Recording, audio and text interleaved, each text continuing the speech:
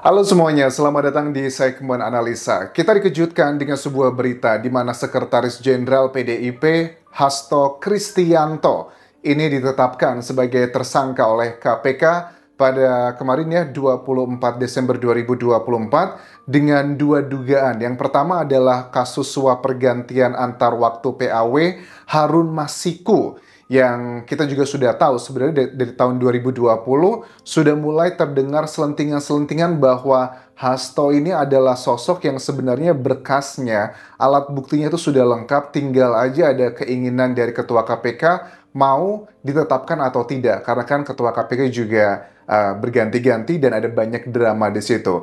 Bukan cuma terkait dengan dugaan kasus suap tersebut, tapi juga adalah OOJ, Obstruction of Justice. Jadi Hasto pun juga diduga melakukan perintangan penyidikan dalam upaya penangkapan Harun Masiku. Ada salah satu statement yang dikatakan bahwa saksi yang juga sudah menjalani masa hukuman, dia ini diperintahkan oleh Hasto untuk merendam HP-nya pada saat akan diperiksa terkait dengan kaburnya Harun Masiku saat itu, teman-teman. Oke, kita coba lihat adalah jejak digital pada saat Megawati Soekarno Putri yang merupakan orang yang sangat super power ya, PDIP ini. Dia adalah sebagai ketuanya di sini, tetapi ada banyak yang bilang bahwa hati-hati aja nih kalau Hasto, sekretaris jenderalnya, itu ditetapkan sebagai tersangka, saya datengin loh nanti Kapolrinya. Kesannya adalah kok sebegitu banget ya seorang Ibu Megawati mau pasang badan buat Hasto.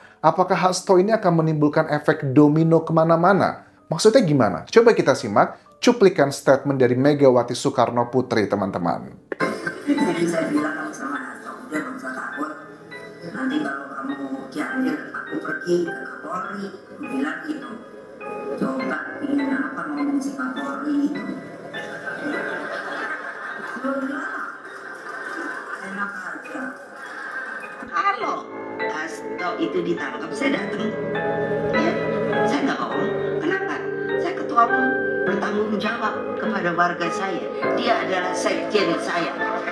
Oke, saya adalah ketua umum dan saya bertanggung jawab atas warga saya termasuk juga dengan sekjen, sekretaris jenderal di sini.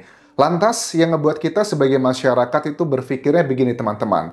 Kalau memang dari keterangannya Setio Budianto, Ketua KPK, bahwa sejak tahun 2019 katanya sudah diselidiki kasus ini. Ya, karena kan ini berhubungan dengan Harun Masiku, teman-teman. Kalau Harun Masiku ini sebenarnya adalah kasus yang mungkin ada sebagian yang sudah lupa aku ingatkan. Ini adalah operasi tangkap tangan KPK terhadap Komisioner KPU Wahyu Setiawan yang saat itu adalah dugaannya permintaan uang dari Wahyu ke Agustiani Tio Fidelina, mantan anggota Bawaslu. Kemudian Rabu 8 Januari 2020, Wahyu ditangkap karena menerima suap dari Harun untuk memuluskan langkahnya menggantikan Nazarudin Kemas, anggota DPR PDIP yang saat itu meninggal dunia. Bahkan ada lagi hal-hal yang lain. Intinya adalah terkait dengan penyuapan tersebut.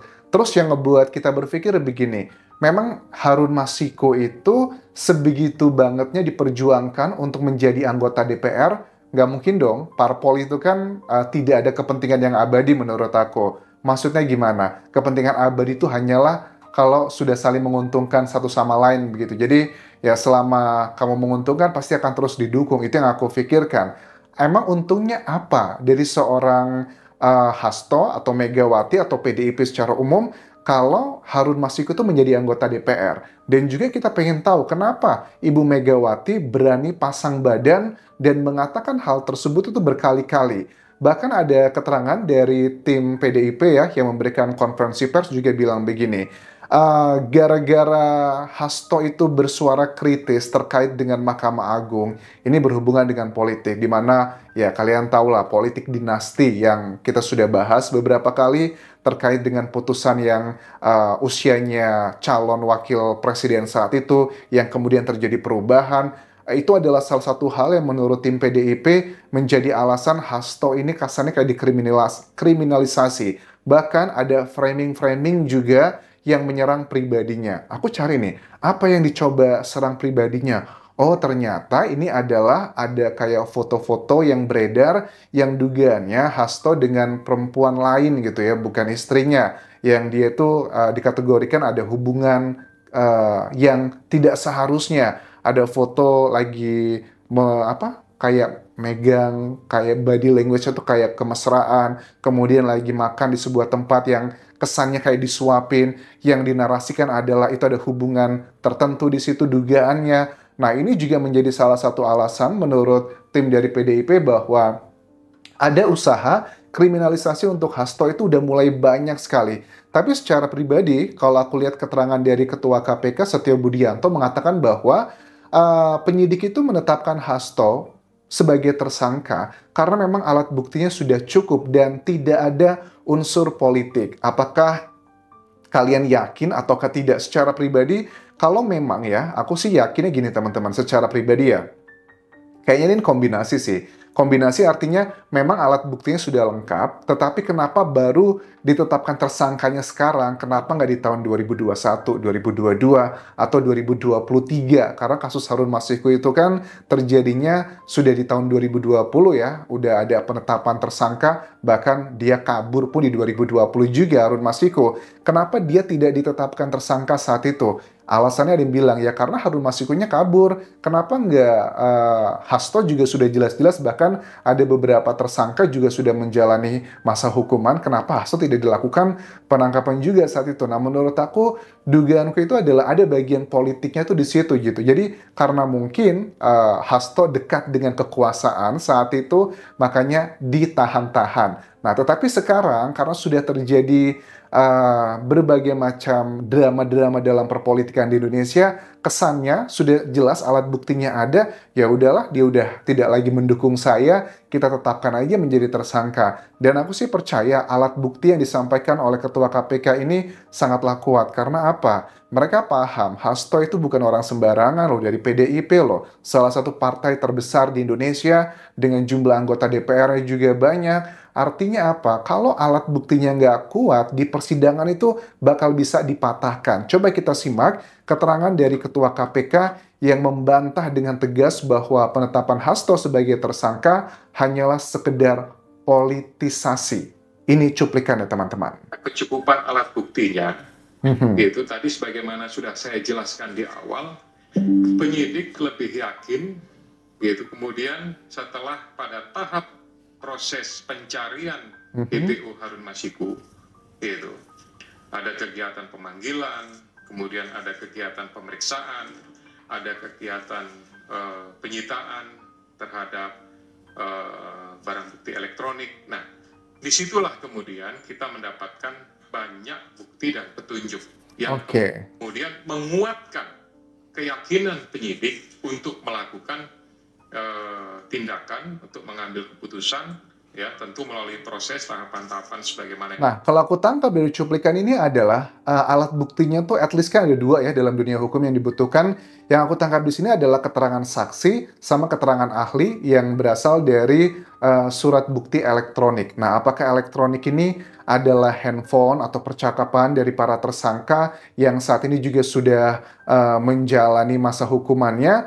Karena apa ya? Ada dugaan sangat kuat. Ada beberapa persiapan-persiapan, bantuan-bantuan yang diduga dilakukan oleh Hasto untuk ngebantu Harun Masiku melarikan diri. Bahkan ada salah satu wawancara liputan dari anggota KPK, nggak tahu sekarang dia masih menjadi anggota KPK atau tidak. Dia mengatakan bahwa pada saat ada isu drama-drama di KPK, ada yang dirumahkan dengan alasan yang tidak memiliki kayak apa istilahnya itu TWK ya, tes yang TWK itu ya, yang wawasan kenegaraan ya. Itu dia sebenarnya sudah mendapatkan informasi yang sangat akurat di manakah keberadaan Harun Masiku, tapi gara-gara di internal KPK ada drama-drama tersebut, surat tugasnya dicabut, dia tidak bisa melakukan penyidikan lagi. Nah, menurut dia Harun Masiku itu masih berada di Indonesia, tidak keluar negeri. Aku sih yakin ya, dengan sistem yang kita miliki yang sudah cukup baik, menurut aku kayaknya Harun Masiku itu kemungkinan besar masih berada di kawasan Indonesia. Apakah dia berada di Pulau Jawa atau di Kalimantan atau di daerah mana, dan aku yakin banget pasti ya ada orang yang ngebantu dia nge-nyuplai berbagai macam kebutuhannya. Nah, apakah dengan penetapannya Sekjen PDIP ini, Hasto Kristianto, akan ngebuka semuanya? hukumannya sebenarnya nggak terlalu gede loh kalau aku lihat loh dari Hasto ini. Kenapa nggak, dan Harun Masiku juga nggak terlalu gede sebenarnya, paling 5 tahun juga udah bebas, belum dikurangi remisi dan sebagainya. Kalau untuk Hasto sendiri, pasal yang dilanggar ini pasal apa ya? Sebenarnya nggak ya, tentang obstruction of justice sama yang tentang tipikor ya, tindak pidana korupsi yang disuap tersebut, dan hukumannya itu cuma 5 tahun penjara kurang lebih maksimalnya buat yang tipikor, sementara yang untuk OOJ-nya obstruction of justice itu kan hanya maksimal 9 bulan, belum dipotong remisi dan sebagainya. Nah, sekali lagi, kalau sudut pandang aku pribadi, apakah ini adalah bagian politisasi? Menurut aku mungkin, tetapi walaupun itu politisasi, tetapi alat buktinya aku yakin sudah sangat kuat sekali.